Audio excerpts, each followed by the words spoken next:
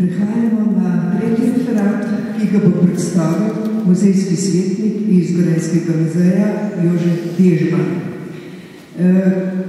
Jožeta Dežmana poznamo kot proučevalca številnih vidikov represije in totalitarizmov, med drugim pa je tudi zadnji predsednik Komisije za prikrita grobišča Vlade Republike Slovenije.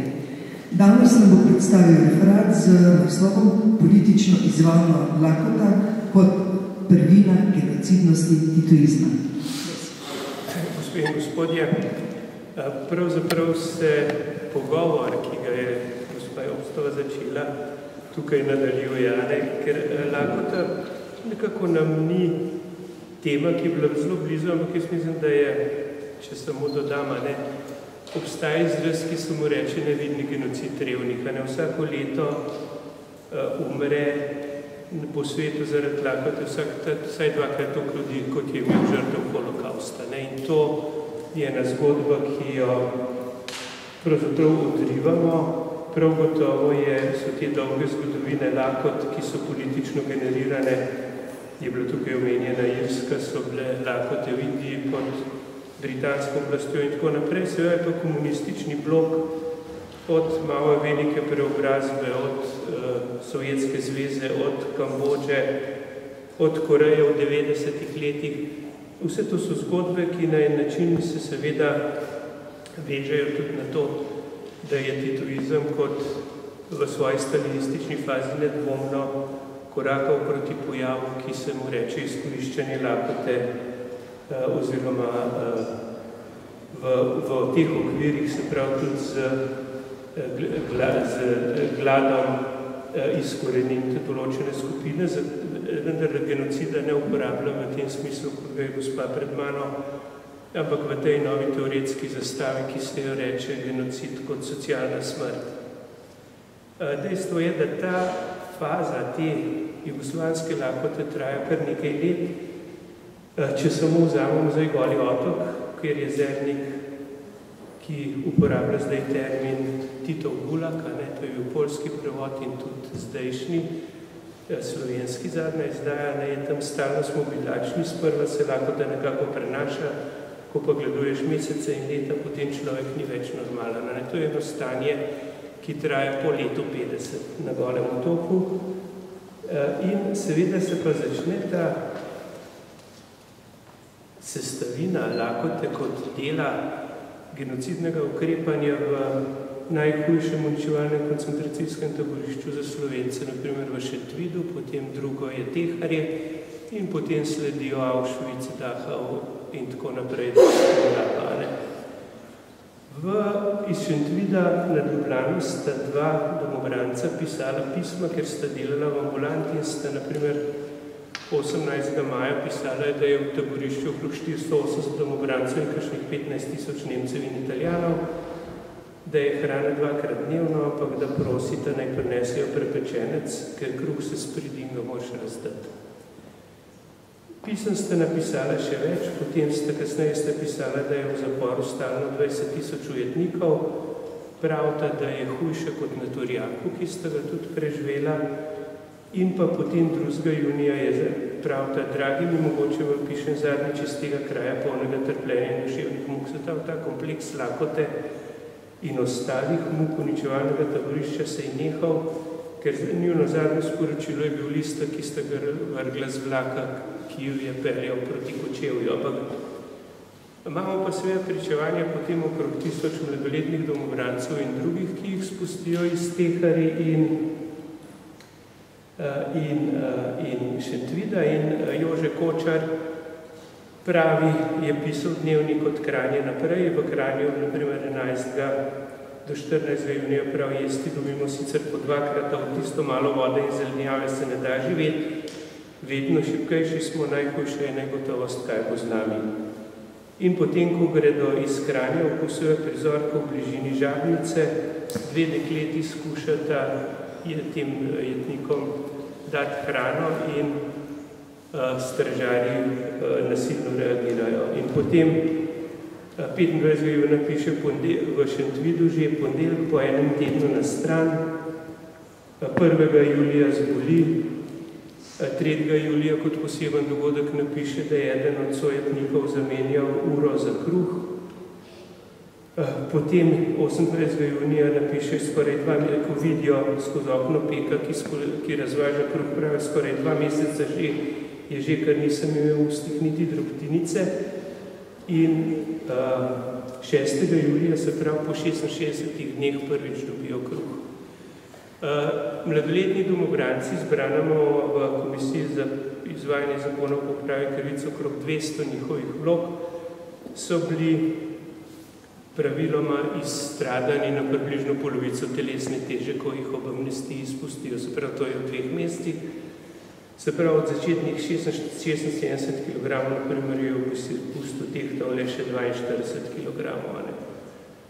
Domov je hodil cel dan in je pozno zvečer omahnil čez prag domače hiše v sušilju raztrgan, zaradi prstanega bi skoraj umrl do meseca decembra in skoraj popolnoma izgubil čut za okusane. Se pravi, to je bilo okolje, ki je veljavno seveda skoraj za celoten tak tisti taboriščni svet, slovenski in zlasti jugoslovanski, in ki ima višek potem v veliki lakoti nemške manjšine med leti 45 in 46 potem.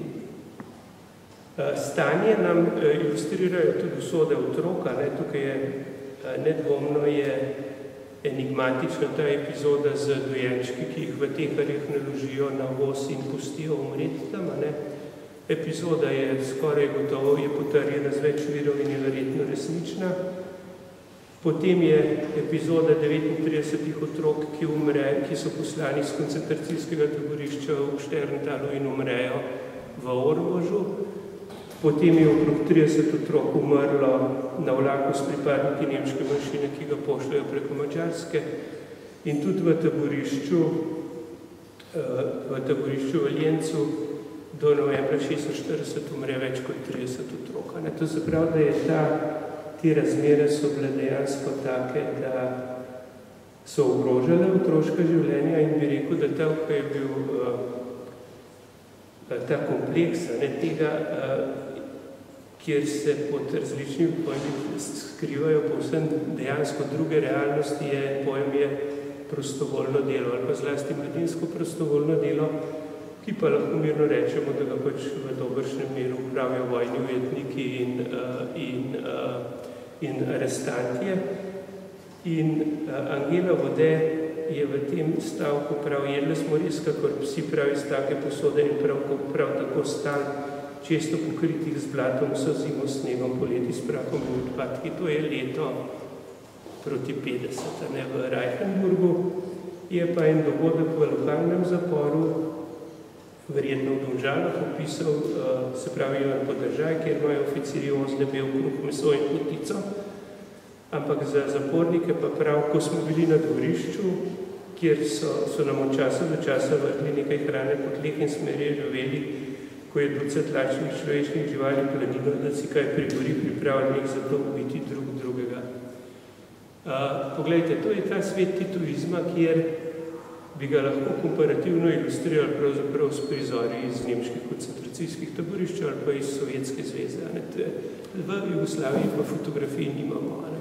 To je enigma, ki jo je opisala že Alenka Puhar in je seveda beseda tisto, kar jo nadomesti. Zdaj bi pa rekel, da ta tema se seveda pa potegne vsaj 2 referata, ki smo jih danes slišali, ko je gospa Rožmanova govorila o umiranju otrok po vojni in je omenila, ki je umirajo. Vse je umirajo tam, v ruralnih okoljih, kjer je obvezna oddaja in kolektivizacija. Zelo preprosto in manjka toliko in toliko tisoč moških, ženske, diskriminiranih mrtvih so obsojene na sledno diskriminacijo in tam otroci umirajo in v šolah, seveda malca, ste do 60 let je socialna služba izpostava UDBE v Jugoslaviji, to je v tem priročniku ali pregledu zgodovine socialnega dela lepo opisano in takrat pomeni, da diskriminirani otroci v šolah malce ne dobijo. To so tisoči izjav, ne dobijo daril za Dedka Mraza, ne dobijo, skratka nimajo, ni. Svet šole je svet rasistične kletke za otroke, za mnoge, a ne po drugi svetovni vojni. Tako da to, recimo, to je dejansko, kjer se preprosto se zgodbe nadaljujejo. Kako približno pa taka zgodba zgleda, vam bom prebral samo eno. Se pravi, partizani so očeta brez vzroka mučili in usmrtili 2. marca 1943. Takoj po očetovi smrti so od hiše odpeljali konja, žito, mast, moko in vse, kar se je dalo odpeljati. Materi in stari materi so grozili, da jo bodo ubili, enako tudi otroke, ker so pakati in jih ni škoda. Potem naprej, po vojni so doživljali pravi križev pot, pod obvezno oddajo zapardovce od žita, masti, vina do vola, katerega so komaj naučili oranja, bili so lačni, bonov za hrane zanje ni bilo, ker niso mogli plačati davka, jim je rubežnik odpeljal edino kravo, v šolo so hodili slabo oblečeni in obuti, bili so prezirani, zaničevani, brez vsakih pravic, drugorazredni otroci, denarja za šole in ni bilo. Tukaj je zato pojem te socialne smrti, ki se raztegne pravzaprav v teh diskriminacijskih notah do danes izjemno koristen in se je o njem treba resno pogovarjati. Longitudinalno pa zlasti ta napad na kmeta povzroči, se pravi, sistemsko lakoto v Jugoslaviji, se pravi, leto 1952 se reče godine gladnih pacov, a ne takrat, če ne bi bilo ameriške pomoči, potem verjetno bi dejansko prišlo tudi do množičnega umiranja. In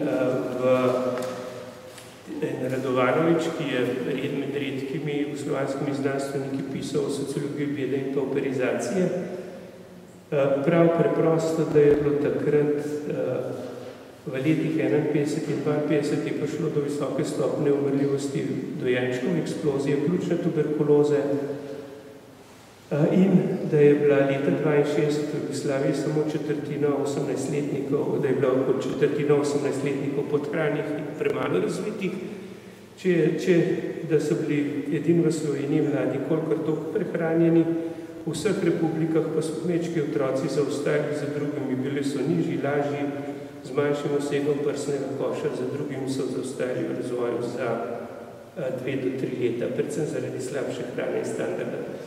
Prvi, ki so zmogli te posledice tega socialnega genocida videti, so bili slovenski pisatelji, ki so izdali en zbornik Siti in lačni Slovenci leta 1969. Naprimer, tam pravi, da leta 1968 nekmečko gospodinstvo je imelo letnih izdatkov 15.650 in kmečko gospodinstvo 5.690. V nekmečkem gospodinstvu potrošijo 77 kg govejega, telečjega in svinjskega mesa ter perutnine, v kmečkem le 49. To so številke, ki se potem seveda vežejo tudi na druge oblike socialnega ali pa rasističnega razlikovanja in zapostavljanja, ampak tema, ki je pa seveda nekako nakazuje, kakšne dimenzije ta stiska in tragedija v Jugoslaviji imela ob nesposobnosti zagotoviti delo in nesposobnosti zagotoviti hrano, je dejstvo, da samo iz Slovenije do leta 1964 poskuša bežati ilegalno okrog 70.000 ljudi. 30.000 približno jih zaprejo, iz Jugoslavije so te številke grejo 100.000 in potem, ko je ta meja odprta, je seveda pride do tega, da je približno 1 milijon Jugoslovanov v tujini, 1 milijon Jugoslovanov je brezposelnih oziroma fiktivno zaposlenih in pridemo do tistega, čemur se reče, da pravzaprav o enem pomankanju v Jugoslaviji kot o sistemsko ali pa politično generiranem problemu je nadvse pomembno govoriti. Zato jaz upam, da bo pozornost do tega fenomena prišla tako v šolski zgodovini kot pri zgodovini rodnosti in pa zlasti pri zgodovini Jugoslavije kot družbe, ki je temeljila na rasističnem razlikovanju, stigmatizaciji in segregaciji. Zato je, če se omeni ta poskus, da se v letošnjem ali pa lanskem letu opozarja na otroke, ki so bili lačni, je prav gotovo potrebno, da skozi stoletje in več na take pojave opozarjamo in jaz mislim, da bo gospod Himaraj, ki bo pa te zadeve postavil v širši tematski okvir, v okvir 20. stoletja, opozoril na ena splošna razmerja, ampak ta ekstremna razmerja, na katera sem jaz opozoril, so pa izjemno pomembna, ker kažejo pač, da je tudi ta jugoslovanska stalinistična faza tista, ki dolgoročno pohabi slovensko in jugoslovansko družbo. Hvala lepa.